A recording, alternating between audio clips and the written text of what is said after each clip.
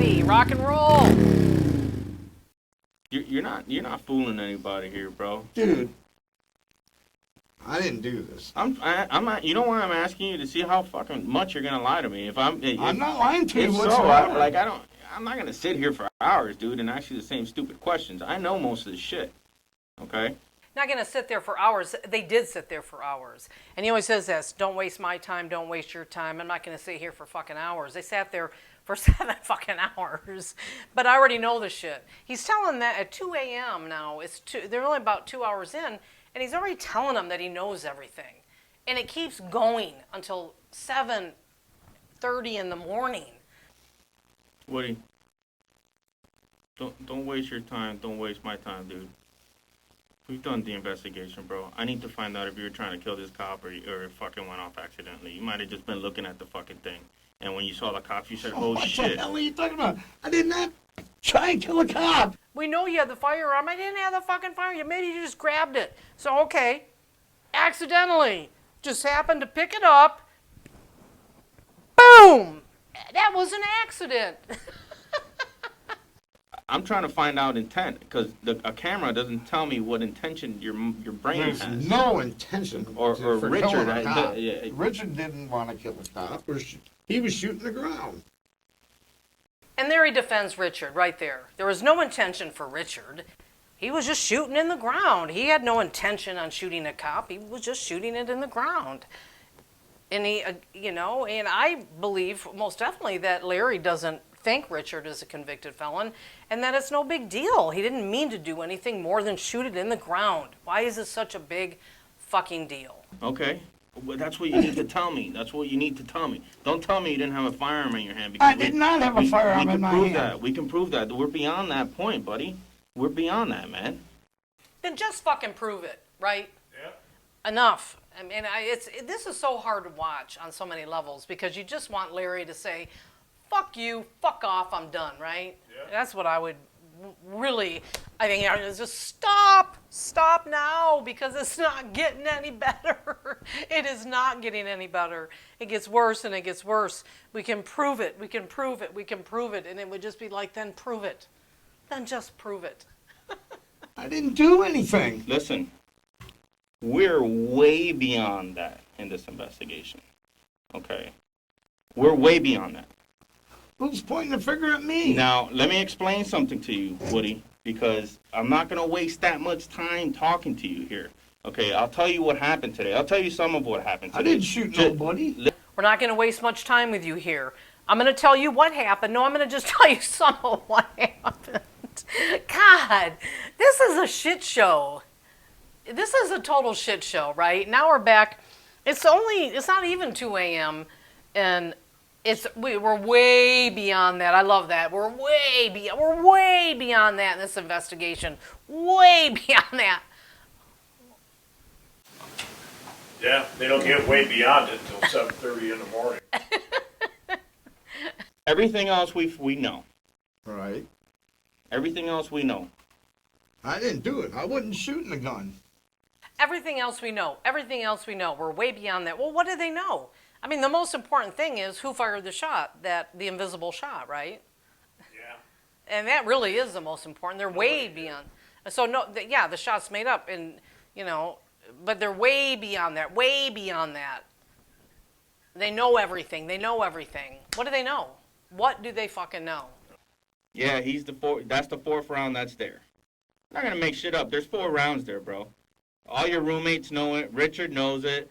The independent witnesses know it. And there's a fucking deputy watching you. He's watching you from down the street. We know you did it. Okay, we've got, independent eyewitnesses. And then we've got this deputy again, that comes into play that apparently is an eyewitness. And so we know you did it. And Larry's listening. He's listening. And then this is also the body language here. As you can see, Larry has no drinks, nothing to drink. He's handcuffed. He's ankle cuffed. No blanket. This is how they treat Larry. And now here I am sitting shackled because I rent rooms out. That's the position you want to take with us? I can't be 100% sure. And I can't tell So you. what percentage can you be? I'm not sure. I can't because I don't know what they come and go. They come and go. They got keys to the house. So let me get this straight. I'm not home. If our investigation, which I think it might, bring us to the fact that you might be within, I don't know, maybe the distance between my supervisor and I are standing next to each other when somebody points a gun. No, I'm not. Even if I had a gun, I wouldn't be that stupid. I didn't say that you were stupid. All I'm Right. saying is if our Especially- investigation brings us to that point, would that make you an accessory? Yes or no? I don't know what the legal. I'm not asking you for a legal opinion. I'm asking you if that would make you a fucking accessory to shooting at a cop. Yes or no? I never shot at a cop. I'm asking you a fucking question right now. Would that make you an accessory to shooting a cop? Yes or no? I don't know. You don't know? What do Is you it? think? Richard, Yes. Richard. If Richard doesn't put it on Larry, then they're basically saying that Richard was standing right there and watched him shoot at a cop, which now would make him an accessory to the crime. If Richard doesn't put it on Larry, then Richard is the one gonna be blamed for shooting at the cop. If Richard puts it on Larry, Larry is to blame for shooting at the cop, and that would make Richard the accessory, which is a lesser charge. Right, right. But Richard is still such an idiot. He's not really understanding what these cops are trying to do. He doesn't get their language. He doesn't get that they're trying to say, just say Larry did it and you're off the hook. You're done. You know, so this bully cop is going at him, you know, basically saying, you're now an accessory. I think I know what that means. Duh. Why would Richard not understand what that means? He's got family in the sheriff's department. He knows what that means. He's really not a bright bulb, is he? Our investigation is leading us a different direction here, buddy. Okay? Why is everybody stabbing me in the fucking back? I did not do this. I swear to fucking God I didn't do this. And I'm not saying. Or I'm not the one who shot the fucking gun. And I'm not guessing. Okay, this is where our investigation has led us from. And you know, at this point, I can prove that you had the firearm. Now you need to explain to me maybe why you had it in your hand at the time. Did this guy fucking drop it and you didn't want anybody to get in trouble? You don't want no fucking problems, and you picked it up and it accidentally went off or whatever the fuck? Then tell me something. But don't tell me you didn't have the gun in your hand, brother. No, 'Cause can I prove did it. not have that gun in my hand whatsoever. All right. I swear to God, man. That's what they want. They want him to admit to it. But they're going to still, if they get that gun in his hand, they're going to blame him for shooting at a cop. They're not going to let Larry walk without a large charge on this. This is going to be a big deal, right? And he's still sticking, no fucking way. Everybody's stabbing him in the back, right?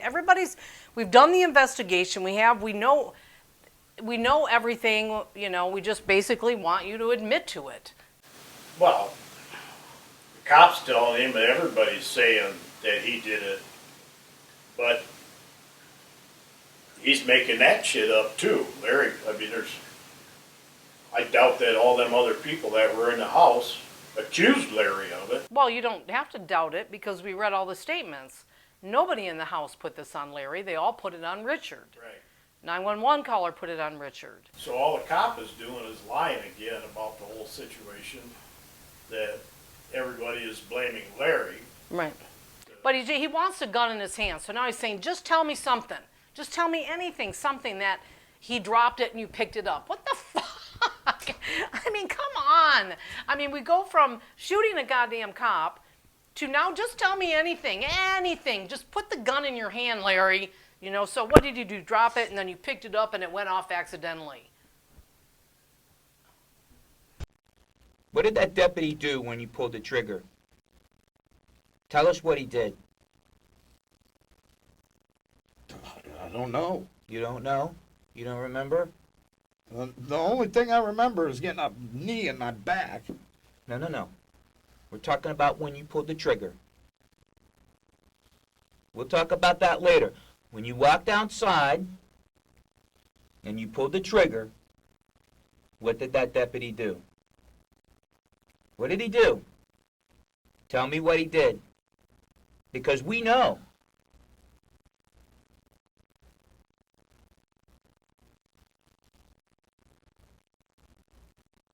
Did he shoot back No. Why would he shoot back? or got in his car? I don't know. I can't remember. You can't remember? You won't Honest to remember? God, I can't remember, man. I don't remember. Of course he can't remember. I mean, that is now. What did that deputy do when you fired at that cop? What did the deputy do? How would he even know? First of all, he's sitting on a front porch and Well, which deputy? Is it the one in the car? yeah, the one going by. They're saying the fake car that went by. Okay, is that the deputy he's talking about? Yeah. What did he do when he fired after he shot at the deputy? He puts it right on him. What did the deputy do after you shot at the car? So the car is going in front of the house. Larry apparently is standing at the front. He takes his pistol and boom, as the cop is driving by. What did the deputy do? He's asking him, what did the deputy do? How would he even know what the deputy do if he did do it? How would he know? Dark and raining. Well, even that, you wouldn't know. I mean, what do you mean? Then what is his answer? Did he shoot back? Yeah. Well, you know why? Because that would be the logical answer, wouldn't it? It would make sense. You know, if especially in Broward County, you know, the most corrupt area for cops anyway, if a cop actually was witnessing Larry taking a level platform and tracking and then shooting at a passing patrol car, Larry would be dead. Plain and simple. And then he's like, well, why would he shoot back? Well, maybe because he's shooting at a fucking pig. Hey, concept, right? So in other words, I can't leave. No, you cannot leave. Listen, you could. Here's the thing. You can make this easier on yourself. Okay? You can. I think he could be a witness, Sarge. I mean, there is a possibility. We know what happened. We know who fired the shot. I'm serious. I think that he could be the witness. We just need you to tell Who us what fired the fuck shot happened. then? We know who fired the shot. Who's that? You tell us. I don't know. I think he could be a witness, Sarge. I think he could be well, there's a possibility of that. We know who fired the shot. Come on, Richard. Be a good boy, Richard. Tell us that Larry fired the shot. We can be done with this, put it on Larry, and you get to go home. Wow. Roger, well, just take me home. You can drive. I'll go with you guys. You Well, can I think- handcuff me. I know, but listen, you have to understand, because he lives there, he's a resident, you can't give me permission to search something for him. That's why we need to get a judge to sign a warrant. Okay, so that I don't understand at all.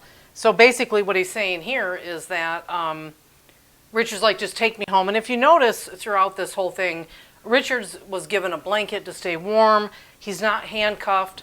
I believe his ankle's cuffed, and that's it. They're giving him coffee, they're giving him soda, they're giving him whatever he wants. So Richard is being treated quite well during this interrogation. So now he's just saying, just take me home. Take me home, I'll get you whatever you want, I'll give you whatever you want, because he knows now that they're going to go search his home. Well, now this cop and this guy, he says, well, I can't, because he rents the home from you. So you can't give me permission to go into your own home to search for anything, because Larry rents from him. But Larry doesn't rent from him. He just pays $75, I think, every 2 weeks or whatever, a week, to sleep on the couch. But even still, it's Richard's home. He's the owner of that home. Yeah, but maybe there's a technicality with the renters. If you have someone renting a room, they have to get a warrant to search that person's room. But Larry's not in a room. He's on the couch. Okay. I'm the owner of the home. I can give you permission to go in, no? No, not because of the fact that you rent to him. He's considered a legal resident of your home, and he has expectation of privacy. He has rights to that house. In fact, you couldn't even throw him out tonight if you wanted to, without legally evicting him. So if he wants to, let's say he doesn't get arrested. Why is Jeff and Diane still here? Why haven't they been able to go home? We just let them go home, but they're not allowed to go back to your house. They're not allowed to go in your house. We have a police officer sitting in the backyard and a police officer sitting in the front yard. Nobody Why am I not allowed to go get out and not go Because- back to my house then? Because you were the one who was shooting the BB gun out in front of your house, which people believe to be a real gun. Hence why you're here.